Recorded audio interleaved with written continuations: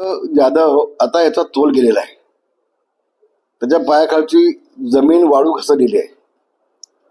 गुहागर मतदारसंघात सगळ्या ठिकाणी त्याला पराभव समोर दिसतोय आणि म्हणून तो कुत्र्यासारखा भोंकायला चालू झालाय. मी एवढंच म्हणेन, कुत्ते तो भोंकते आहे, हत्ती आपली चाल चालताय. अशा भोंकणाऱ्या कुत्र्याकडे लक्ष द्यायला मला वेळ कुठं आहे. ह्या भास्करला हा ऐसान फार्म हाऊस आहे, याला शिवसेनेमध्ये 95 सालामध्ये तिकीट मी यायला लावली. याला शिवसेनेमध्ये देखील मी आणला आता.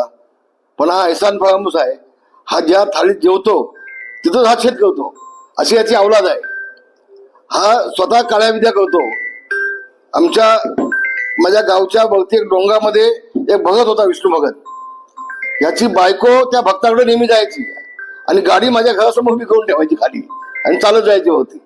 आणि हा दुसऱ्याला म्हणतो हा काळ्या मिरच्या आणि काय असं ते भगतगिरी काळी विद्या, हे सगळे धंदे याचे आहेत. म्हणून मी त्याला काल सांगितलं होतं, तू एका बापाचा असशील तर प्रूफ करून दाखव रामदासांनी काळी विद्या केली म्हणून.